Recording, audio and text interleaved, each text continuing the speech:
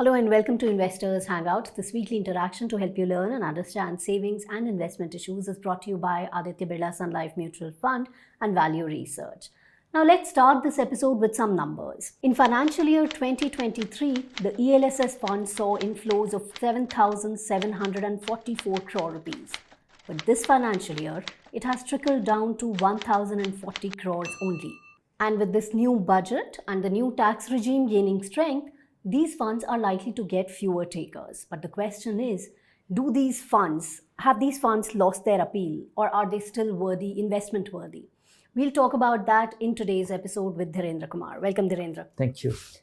First up, let's begin by discussing the case for ELSS funds. Who should still consider investing in them and why? No, the case for ELSS fund is very simple, very compelling, and particularly to my likability. I'll tell you why.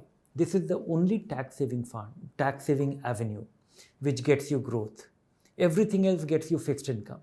So you don't get wealthy. Here you have the potential to become wealthy over time. Second is that, because you invest in a tax-saving fund and it is an equity fund, you get stuck for 3 years because that is the design of it.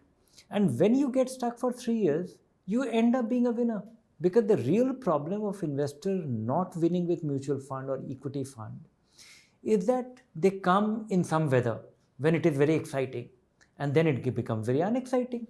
They lose, they get disappointed. It should continue, and many investors, for them, if some rule is framed that the first investment in equity should be in a tax-saving fund, it may not be a bad idea, because most of the time investors themselves hurt themselves by investing and having a short-term time frame and looking at NAV every day, investing in a thematic fund, investing in something exciting.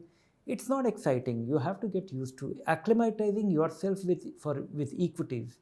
This is the finest vehicle, and I know so many people over the last 10, 15, 20 years who started their savings or investment potential was only in the tax saving fund. They could not invest anything more. And if they continue doing it in a disciplined way, they are wealthy. They have been able to create the retirement fund entirely because of the tax saving fund investments. But with the new tax regime coming in and ATC, no mention of ATC being there, what's the point in tax saving? No, in the new regime, there is nothing. Yeah. Lower taxes, simplification, and no tax saving investment or no enablement of anything of that kind. This is where I think, tax saving was a great, sop for investors or savers. It was encouraging them. And I think more than encouraging, more than, giving them the tax benefit, it was more of a habit forming, habit catalyzing, feature. So that is very disappointing. There should be something, and there is still something, but that is in a different form. If NPS is made mandatory in place of Provident Fund, that could be one thing. Increasing the limit there, because that is the only thing. NPS is the only thing which is similar to ELSS with a longer lock-in, which can get you potentially similar return. But ELSS was looking very attractive. It was a habit-forming thing. And in the new tax regime, there is room for no exemption. It is a simplified scheme. You earn and you pay this much tax, which is lower than your old regime. So do you think these funds will slowly phase out? They will continue till the old regime continues. And if ATC is done away with, then these funds will continue till till the money lies there, because it's an open-end fund. And the money has a lock-in, investment has a lock-in only for the first 3 years. Right. So for all practical purpose, these funds actually become a normal, diversified equity fund after 3 years for any investor. And that is what they will become. Okay. Can you please elaborate a bit on their historical performance compared to other investment avenues? Oh, it's very straightforward. It is, twice as much as the Public Provident Fund, which is the most comparable thing. And Public Provident Fund is something like a barometer of the fixed income return in this country. Little higher, not lower. So if you look at it, these funds have been able to, in the worst of times, they have been able to give 20% more. In the best of times, they have given 2.5 times more. Just for sake of, hypothetical calculation.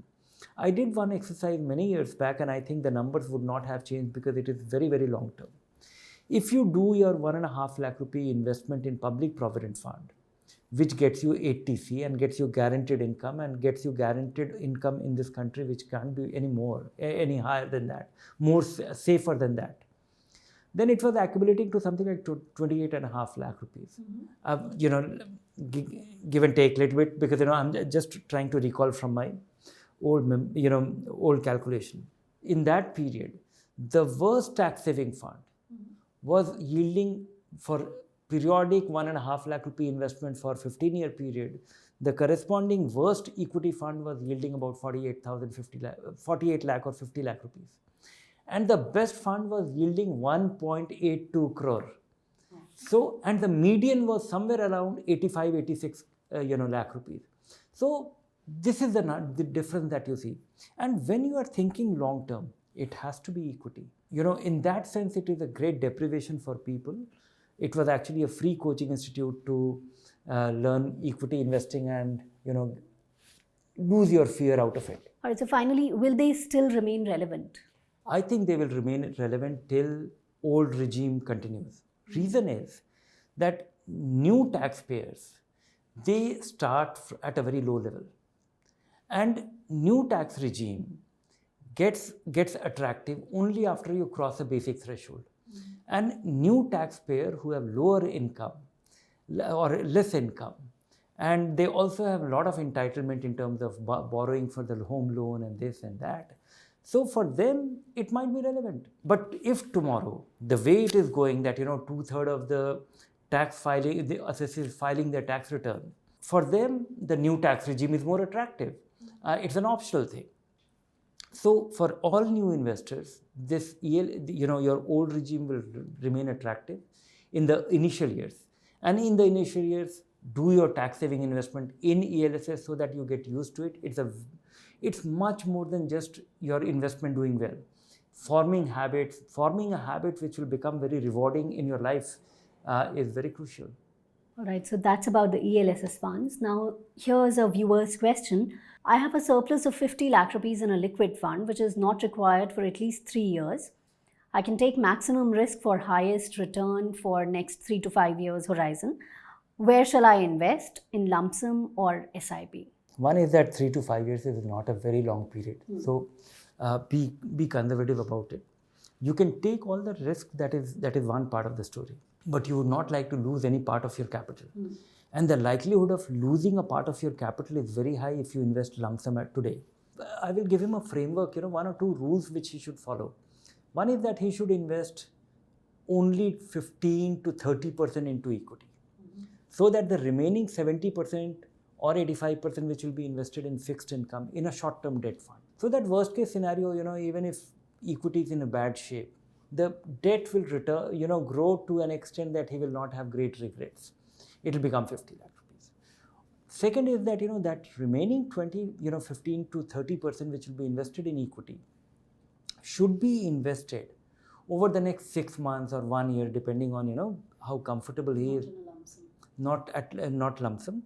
And he should diversify. That is the only free lunch available. Because, something will do well, something will do poorly, and don't take a bet on anything which is, anything exotic which is going on.